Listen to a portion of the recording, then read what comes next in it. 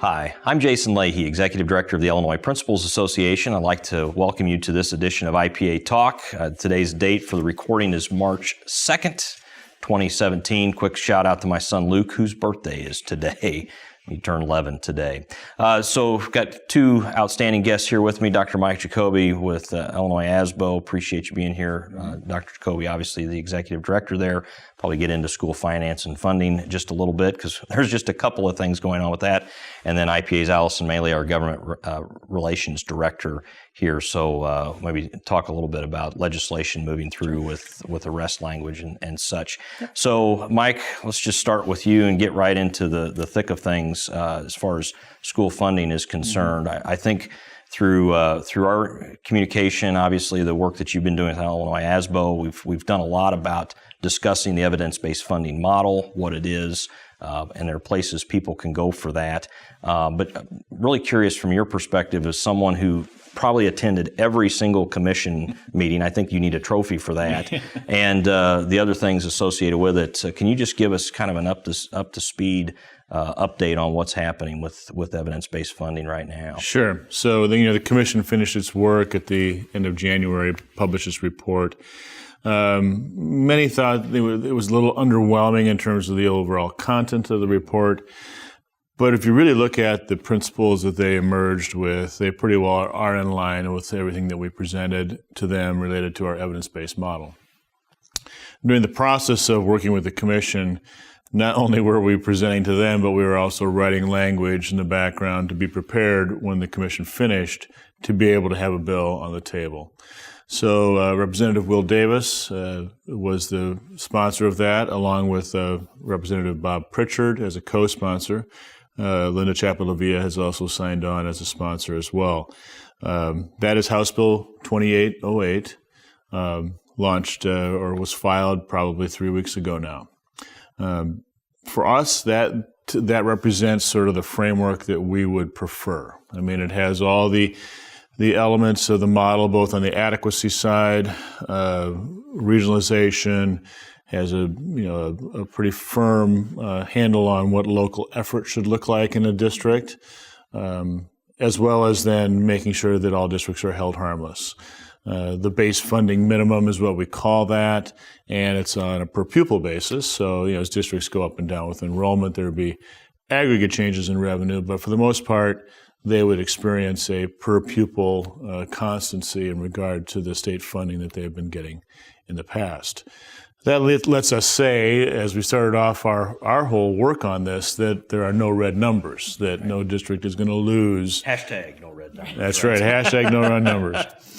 So that was pretty important. And then, of course, the distribution methodology with 4 tiers and being able to really see some districts that are so far away from adequacy get those initial dollars in a significant way and move it forward. But, a bill on the table is one thing. Now moving that is another issue. And so to this point, that bill has not been heard in a hearing. Representative Davis has indicated that he sees it as a baseline, that there might be changes to that based upon input from others. At the same time, Senators Minar and Berickman have been working on a Senate version. And some of the differences we've at least heard about that they would potentially link into that are not deal breakers, we don't think. We still maintain the idea that every district has its own adequacy target and there are no districts that lose. One exception to that might be if they were to grab this year's funding and pull it back and repurpose it through the model. And we'll have to have some dialogue about what that would look like mechanically and what kind of impact that might have. Still, if we went back to fiscal 16 to the implementation of a new model, we could still say there would be no reductions, but there would be likely some differences in that approach than what we proposed. Other areas that I know that they have had some discussions about are, how far to go with a regionalization index, or even to use a regionalization index at all. That's been on the table. And could you just go a little bit more in detail what you mean by a regionalization index, Mike? Sure. So because the model is based on your individual students, the need for your full-time equivalent teachers and principals and everyone else, then that FTE has to multiply it times something in order to equal a final number, a final cost. And that something is an average salary. And we measured average salary in all the categories that the model covers, from elementary teachers to high school teachers to principals and assistant principals and guidance counselors, social workers, all the different kind of FTE components we see in a regular school. But that's an average salary. So how do you now appropriate that average salary to reflect the real economy of any community? And we know that the cost of living is different in certain parts of the state than maybe perhaps here in Springfield. So some places where it's very expensive would have a multiplier against that salary that would make it a little bit higher to match up against their economy. And some places where it's a little bit less expensive for cost of living would have a slight reduction off of that average. The average, or the wage index that we utilize, it's called a comparable wage index. And the range in our model is 0.75 to 1.07. So you can imagine the 1.07 is the most expensive place to live in Illinois. The 0.75 is the least expensive place to be.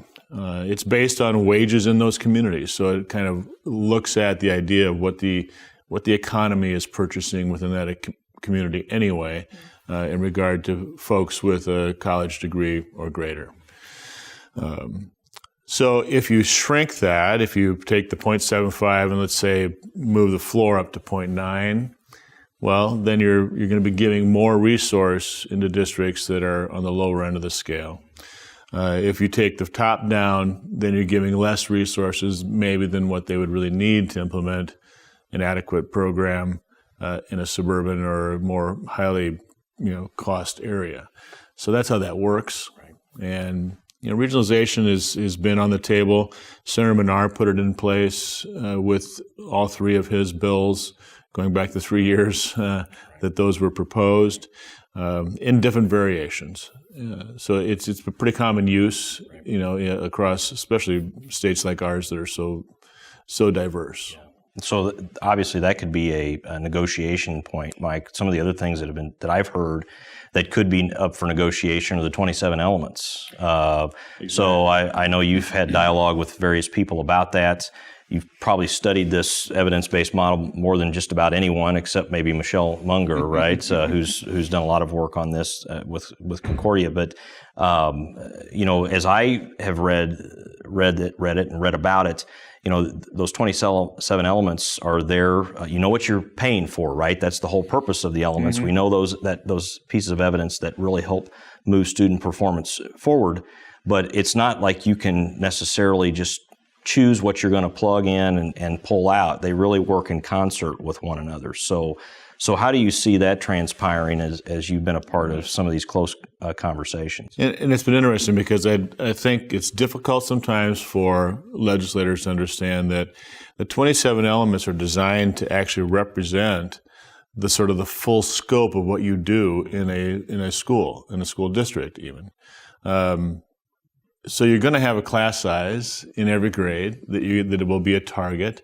What that target is could be different, and one of the elements is a lower class size in K through 3, which has statistically significant impact on student achievement, and almost twice the impact when you apply it in a low income community. So that's one of the factors. Well, if you're not going to do the lower class size, you have to have a class size. So you can't just eliminate one element and call it a day. You have to still provide that service at the local level. And again, as I mentioned, you're going to have guidance counselors. You're going to have social workers, special ed teachers, a principal, an assistant principal in regard to various building sizes and so forth. And those need to be able to expand or contract based upon the overall size of and scope of a district.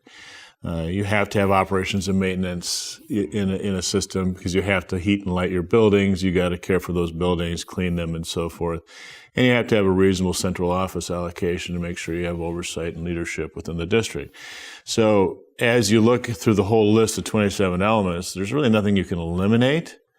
There are decisions you could make to make them better or enhance them.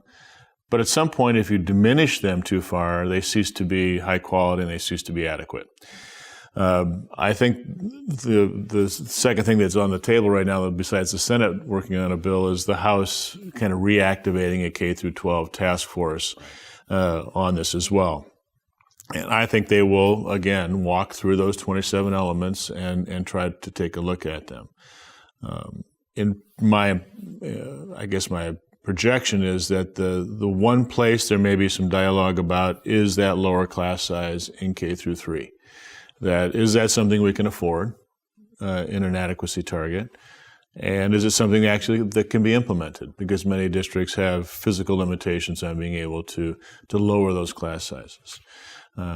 Or is that a factor that could be utilized to give more resources based upon the percentage of low income in a community? So a high percentage of low income has lower class sizes, a lesser percentage of low income has a standard 25 or so in their classroom. Right. So I'm going to ask you a question that you asked a panel of legislators here at the Alliance Leadership Summit, which was just not that long ago there in downtown Springfield. And you, so it was Senator Menard, Senator Barrickman, Representative Pritchard, and Representative Davis. And the last question, if I recall correctly, was you were asking them, using a football analogy, how far down the field are we? You know, have we got past the 50-yard line? Are we in the red zone? You know, you and I started on the same day about almost 11 years ago. So we've been at this a while, and we've seen a lot of things move through the Capitol.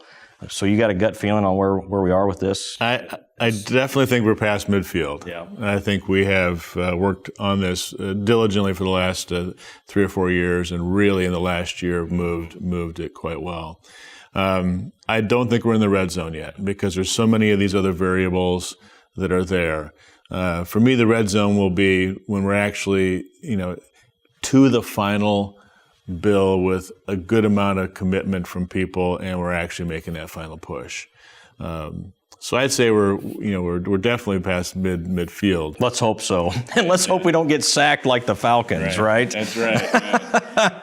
And get pushed back, yeah. And I still think we're 1st and 10. We're not 4th down and and 20 right now. So I think we have some really good opportunities here in the next probably 2 months. Yeah, I hope so, and I appreciate that. Thanks, Mike, for being here to talk a little bit about that.